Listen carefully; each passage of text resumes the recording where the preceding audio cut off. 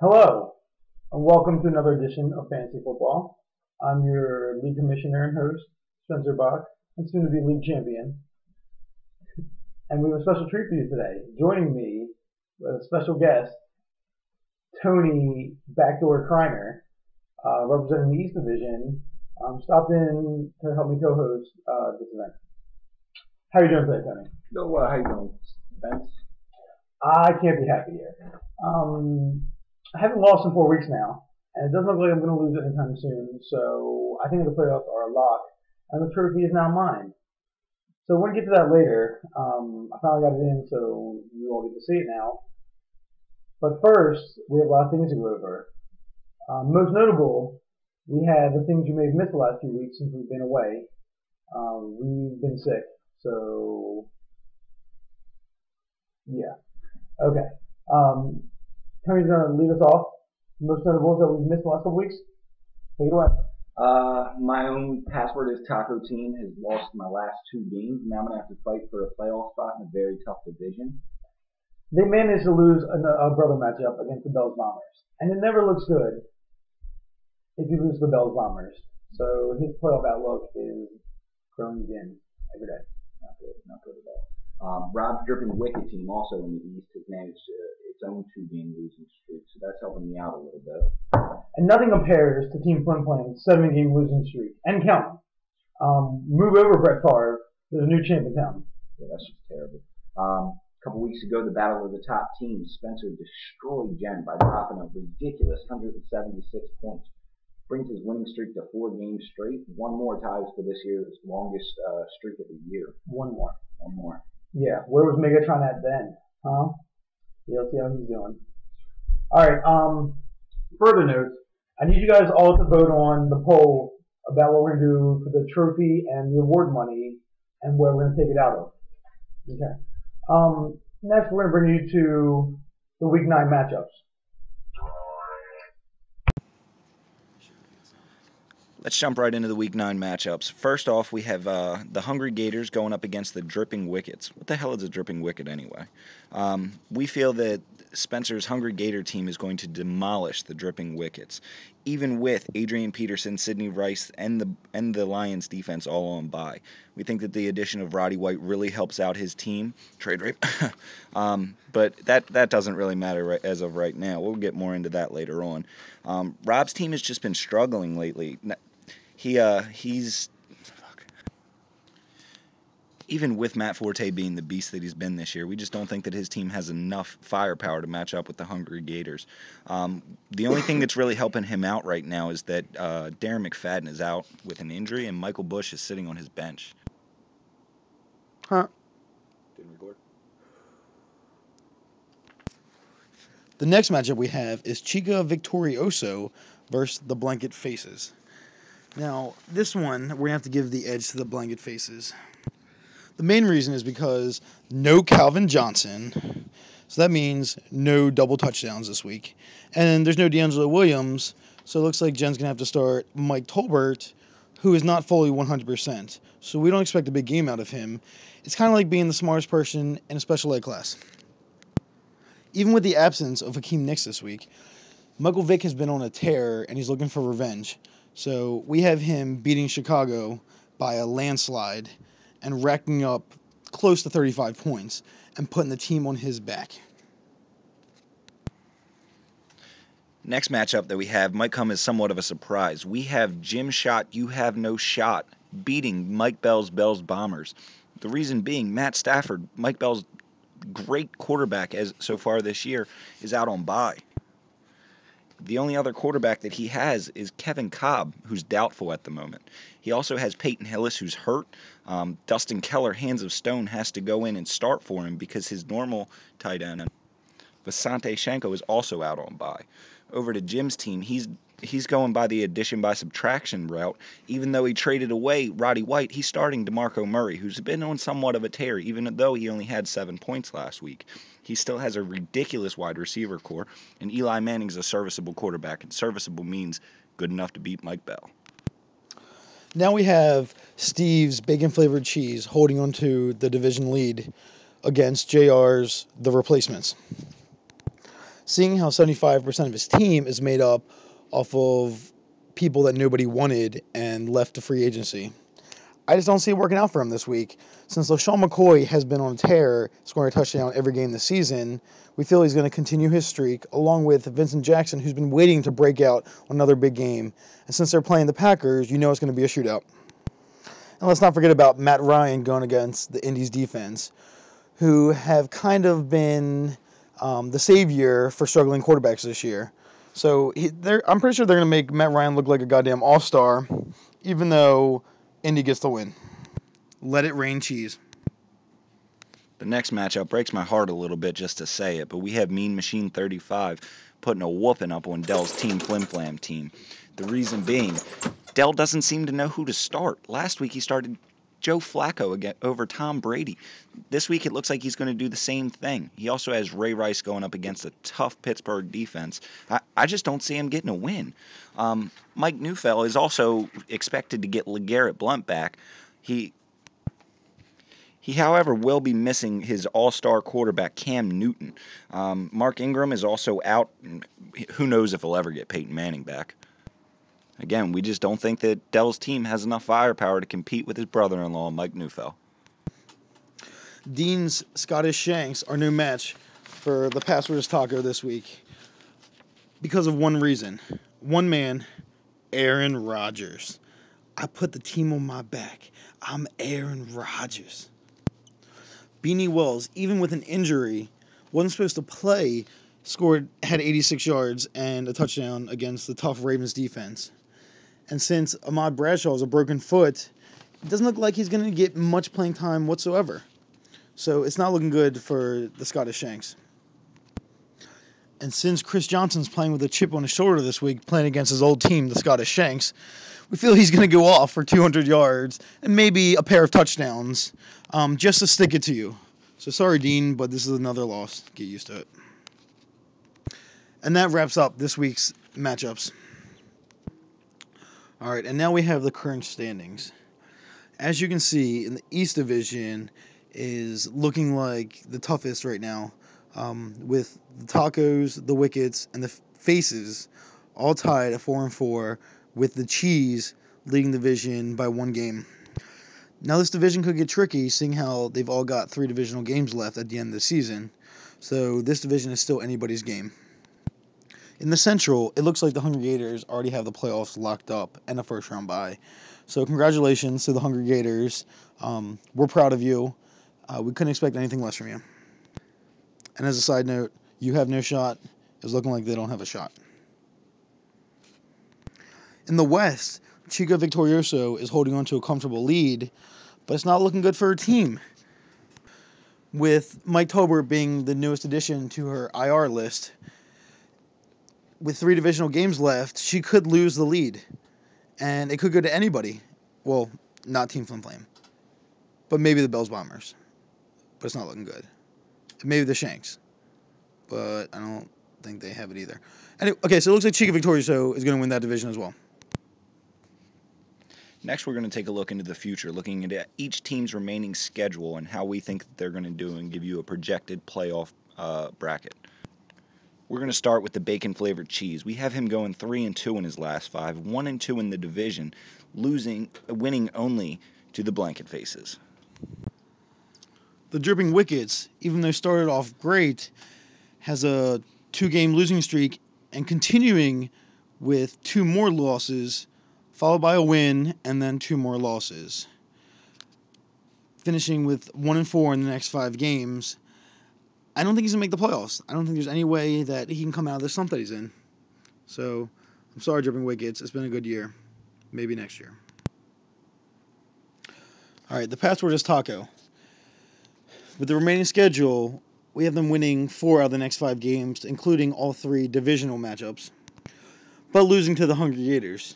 They're just a little too hungry this year, and they love tacos. It's a little fun fact that everybody knows about Gators. Playing in the banged-up division, they're just no match for the Tacos. So we have them skating to the playoffs with 4 wins out of the next 5. Next up, we've got Blanket Faces. We have her winning 3 out of the last 5 games, including wins against Chica Victorioso, Bell's Bombers, and Dripping Wickets. We do, however, fear that she can't handle the Password is Taco or bacon flavored cheese. They just may be too much for her, still bringing her record to a respectable 8-6. Next up, we have the Hungry Gators. This year, it seems like the Hungry Gators have just been pissing excellence. It's ridiculous. It makes me sick. We have them winning 4 out of their last 5 games, including wins over the Dripping Wickets, Password is Taco, You Have No Shot, and the Death to Sprickets. In a surprise, however, we do have Mean Machine 35 beating them in a close matchup with Peyton Manning coming back that week. We have him finishing the season 11-2. Death to Sprickets, although 5-3 in second place in the division so far this year, we have them losing 4 of the last 5. Including teams like Bacon Flavored Cheese, Team Flim Flam in a stunning event, the Hungry Gators, and You Have No Shot. It was a great try, but you can't win with bench players. It's just no match for anybody else. It seems like his team is melting down, just like a bunny in the backyard on a hot summer day. There's going to be no Easter basket for this team this year.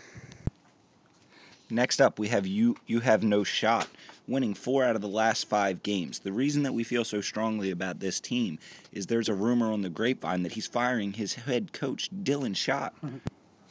Like I said, winning 4 out of his last 5, including 2 in the division. The only game that we have him losing throughout the rest of the year is to the Hungry Gators. Looks like he did have a shot after all. The Mean Machine 35 is clearly in a rebuilding year this year. Being 2-6 so far in the season, we have them winning 2 of the last 5 games, including Team Flim Flam and a win over the Hungry Gators, and going 1-2 in the division to end the season. There were just too many injuries that plagued Mean Machine this year to actually have a full roster and build team chemistry. I wouldn't be surprised if you see his name on the trophy next year as league champion, hoping Peyton Manning comes back healthy. We would like to consider his win over the Hungry Gators in Week 16 the beginning of a winning streak. And Chica Victorioso, although 6-2 in the division with a comfortable lead, we have her only winning 2 of the last 5 games and only 1 of the last 3 divisional games. With losses, surprising losses against Blanket Faces, Bell's Bombers, and the Scottish Shanks, but big wins over the Dripping Wickets and Team Flim Flam to mix things up for the other divisions.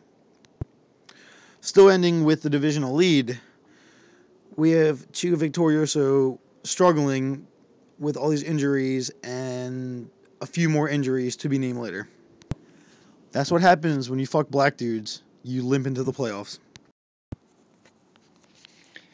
Bell's Bombers, coached by Mike Bell, Mr. I Know Fantasy. It sure seems like he doesn't know fantasy, winning only 2 of his last 5 games. We do, however, have him upsetting Chica Victorioso and winning a nothing game in the last week against the Scottish Shanks. However, we don't feel that 6-7 is enough to guide his team to the playoffs. There's always next year, buddy. Don't worry. Scottish Shanks, we don't feel that they're going to end the season any better than they started it. We have them winning 1 out of the last 4 games, including an upset over Chica Victorioso. However, they do still play The Password is Taco, You Have No Shot, Team Flim Flam, who we have upsetting them in a surprising matchup playing spoiler, and Bell's Bombers in a nothing game. Team Flim Flam was off to a great start at the beginning of the season with a victory in Week 1, followed by 7 straight losses. I understand how it feels, Dell. Wait, no, I don't. I know it's hard to talk shit when you're losing every week of the season, but we have you winning 3 out of the last 5 and 2 out of the last 3 in the division, so that gives you some room to talk shit on Dean and Mike Bell. But remember, no matter what happens,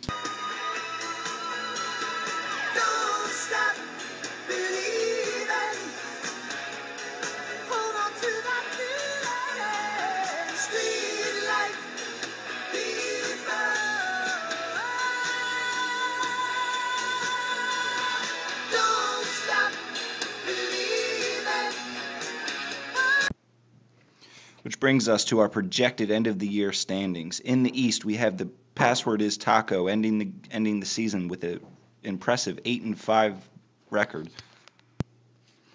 tied with Bacon Flavored Cheese, only winning because of the divisional record, followed by Blanket Faces and Dripping Wickets. In the West, we have Chica Victorioso squeaking out a victory win at 8-5, followed by Bell's Bombers, Team Flim Flam, and the Shanks. Chica Victorioso is the only one to make it to the playoffs from this division. And in the Central, we have the Hungry Gators finishing with an impressive 11-2 record. You Have No Shot, 7-6, coming in second. Death to Sprickets and Mean Machine finishing close to the bottom. The Hungry Gators and You Have No Shot both make it to the playoffs from this division. All right, here we have the projected playoff bracket after all these predictions prove to be correct. We have the Hungry Gators with a first-round bye, as well as Chico Victorioso. Bacon Flavored Cheese playing You Have No Shot, and the Password Taco playing Blanket Faces. Even though Jim's You Have No Shot proved that they may have had a shot in the regular season, but with an interim head coach, they don't make it past the first round of the playoffs, proving that the Bacon Flavored Cheese is too much of a matchup for them. So it was a great season for you. Nobody thought you could do it. Next, we have Password Taco beating the Blanket Faces in a rematch that he's been waiting for all season long. And the only reason that Tony beats Nikki's team in the playoffs is that his team is just stronger than her team. The Hungry Gators chomp down the Bacon Flavored Cheese in the semifinals to move on to the championship game, while the Password is Taco pulls a JR and beats women in back-to-back weeks. Congratulations, Jen. You've made it farther than any other girl this year, including Mike Bell. But the first round bye is the only reason you made it to the semifinals. So good luck next year. And I just want to let you know that there's never going to be a girl's name on the trophy other than Kathy Bates. We feel that the championship game is pretty evenly matched, so we're not even going to pick a winner.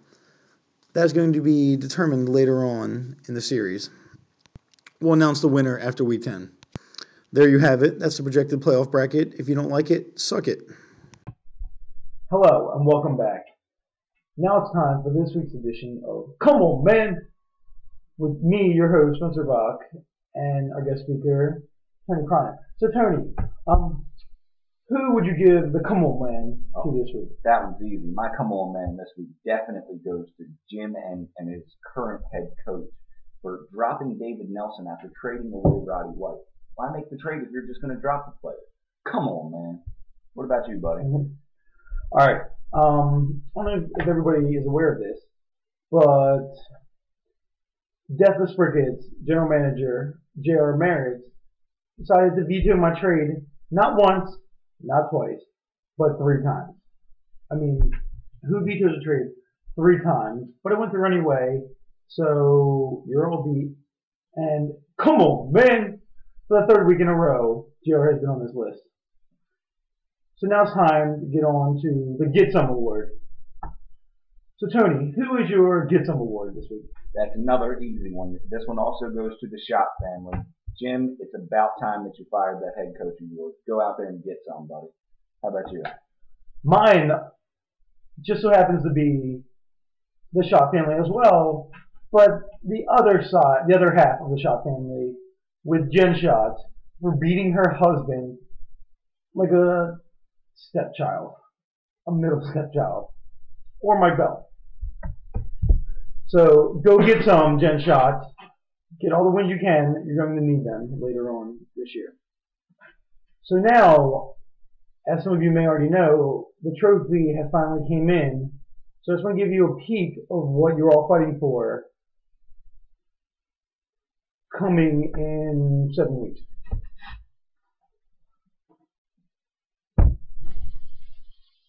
This is the Kathy Bates Bowl League Champion Trophy. Now, all of you want it. Only one of you is going to have it. this guy is going to have it.